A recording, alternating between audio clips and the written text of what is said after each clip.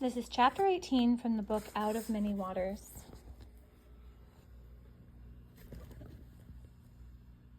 Shipbound. Isabel stood at the railing. Wisps of fog floated up toward the rising sun, and the ocean stretched as far as she could see.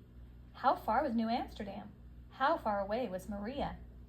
Buenos dias, a voice greeted her. You are one of the new passengers, no?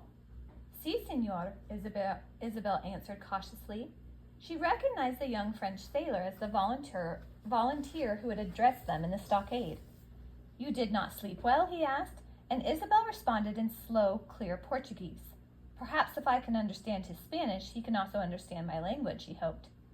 I got up early to watch the sun rise. She pointed to the horizon where pink and gray clouds hovered at the edge of the sky.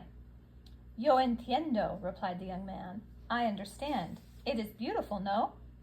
Isabel thought the sailor did not look too much older than Davy. I am Jean-Pierre Baptiste, he said with a polite bow.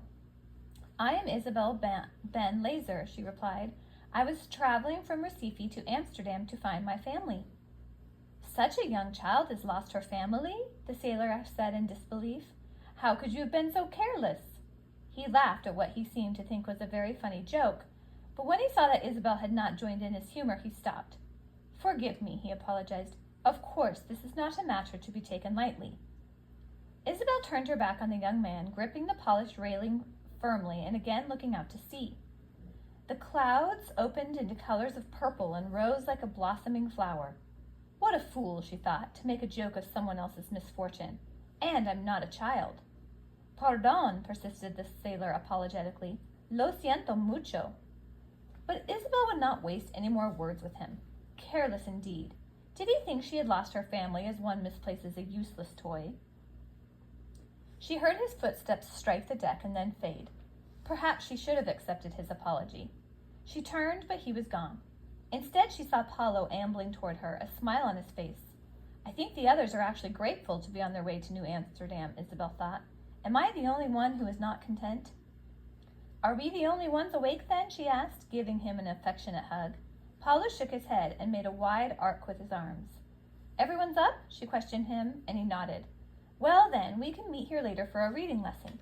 Here, you keep the Bible so you can practice whenever you want. The schedule was repeated each day as the ship cut through the water towards its destination.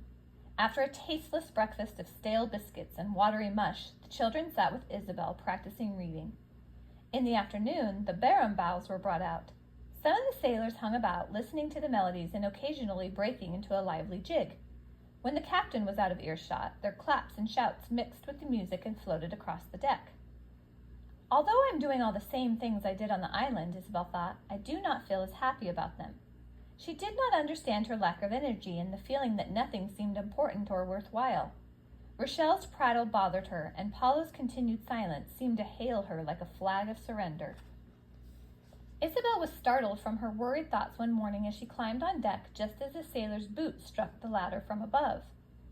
He muttered angrily, but then stepped aside when he realized that his obstacle was a girl. As Isabel emerged, she saw that it was the same young man she had encountered her first morning on the ship. Although she was sorry for the way she had acted, she had not dared to approach him to apologize. She did not know how to excuse her rudeness. The sailor looked as flustered at meeting her as she did at running into him. At the same time, they each blurted out, "Pardon!" A cautious grin spread across his face, and in a moment they were both laughing at the memory of their first encounter. He took her elbow and guided her to the railing. The waves splashed against the ship and sprayed a fine mist into the air. At the risk of opening a sore wound, Jean-Pierre Baptiste began, I would be honored if you would tell me how you have become separated from your parents. To make amends for my faux pas, perhaps I can assist you in finding them again. I wish someone could help me, Isabel said, explaining how she had come to be aboard the St. Catherine. But you see, my only hope for finding my family is to get to Amsterdam. You are much more courageous than most young girls, Jean-Pierre said sincerely. It is important that you accept what has happened. We cannot change life if we sit crying about it. Isabel thought about the sailor's words.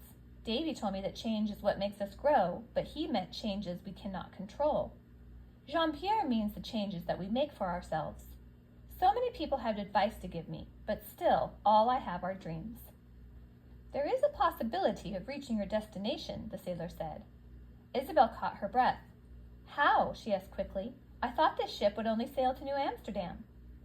The cargo on board is destined for the colony, but in turn we will take pelts into tobacco to Amsterdam for the Dutch West India Company. The problem would be raising passage money. The Jews are already indebted to the captain for the fare to New Amsterdam. Isabel remembered her silver combs. Maria had told her that, if necessary, they could be sold. They would surely be enough to pay passage. But could she bring herself to part with them? There is another problem, she admitted, one I've created myself. I do not think I could bear to leave the levies. They are like a family to me now. Why do you assume you would have to part? Don't they too wish to reach Amsterdam? He shrugged his shoulders and his hands spread in the air. You see, it is only a matter of the fare. Isabel's heart raced. Would her combs be valuable enough to provide passage for them all? In her excitement, she nearly told Jean-Pierre about her hidden treasure, but caught herself in time. Do not worry, Maria, she mentally reassured her sister. I will not risk losing the combs, at least not before I must. I haven't even told Maria Levy about them. Perhaps it is time that I did. But then she thought of another reason to keep her secret to herself. What if the group needed the combs to help pay for their fare to New Amsterdam? Then she would lose her last link to her family and her only hope of reaching her destination. She could not risk that, even if it meant hiding them selfishly. Jean-Pierre, she asked, did you say the Jews were indebted to Captain de la Motte? Yes, es verdad. It's true. He lowered his voice and inclined his head closer to Isabel. The captain has negotiated the passage of the Jews for mucho dinero. Much money. He spoke with a note of anger. More than it should cost? She asked. Si, Jean-Pierre answered, holding his finger to his lips as an unspoken warning not to repeat his confidence. But, of course, the captain has his reasons. The sailor counted them out on his fingers for emphasis. First, the ship is already crowded and the extra passengers have overloaded us and slowed us down. Second, you must all be provided with food and our supplies are dangerously low. Third, he looked at Isabel apologetically, the captain does not wish to become involved with Jews. Isabel grew defensive. Then why did he take us at all? He could have left us in Cuba. The sailor rubbed his thumb across his remaining fingers. Dinero, mucho dinero. But nearly everything was taken from us, Isabel protested. The captain cannot take our money if we have none. Jean-Pierre shook his head. Not true, he explained. The captain is shrewd. He has drawn up a contract which your friends have signed. Only a portion of the amount has been paid, but he knows they have connections in Amsterdam, and that they will get the money somehow. Now you see why I say the only problem is raising the money to pay your fare. So do not worry yet. Your friends may surprise you with their resources. Isabel felt as if a heavy burden had been lifted. She had kept her hopes alive when she was in the stockade in Cuba. Now that they were free of the Inquisition and on their way to a safe port, there was new reason to be hopeful. Perhaps Maria Levy was right, she thought, and my dreams have been patched together. They may look different than their original form, but they are holding together nonetheless. Isabel began enjoying life on board. She was no longer afraid to reach out and hug Maria. Each time she felt the woman's arms around her, she was sure she had made the right decision when she chose to join the group. She talked often with Rochelle, and they were becoming friends. Rochelle was teaching her to embroider with needle and thread she borrowed from one of the passengers. The days filled with activity, but Isabel especially looked forward to Friday nights. In the glow of the Shabbat candles, Davy began teaching her the Hebrew prayers. Isabel was fascinated with the musical flow of the new language. Even Jean-Pierre found time to mingle with them in between his duties on the ship, and soon the whole group relished his shipboard gossip and developed a taste for his wry humor. One evening he teasingly offered them an important piece of news. The children must guess what I have seen today, and if they can rightly name it, the news it portends will be worth the effort. Was it on the ship or off the ship? Davy asked. Both. There was a moment of puzzled silence. Was it bigger than baby Reina? Asked Estrella. See, it was bigger, but also smaller. Does it have legs or does it float? Asked Franco scientifically. Both. Isabel was confused.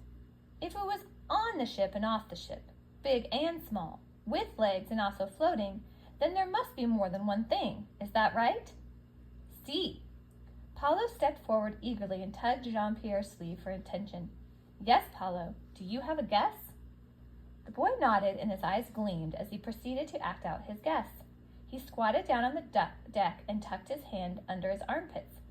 For a moment he pretended to sway with the rhythm of the ship, and then he spread his arms, flapping them wildly as he stood and moved around the group, pretending to be looking down from a great height. Bravo, said Jean-Pierre, applauding him. It's a duck, Rochelle shouted. No, it's a seagull! A seagull! We're coming to land! A cheer rose from the passengers as the news was passed among them.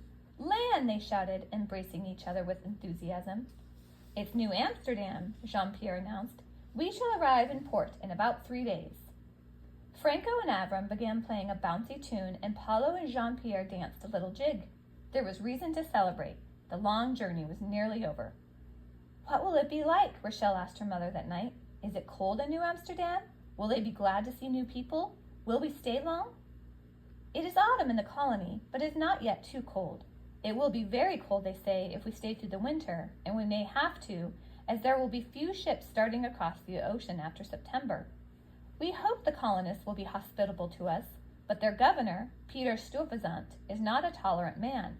We will see what our welcome is, and then determine how long we stay.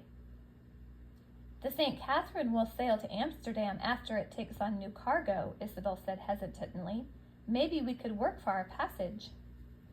You forget that there are 23 of us, and we already owe Captain de la Mothe more than we can pay.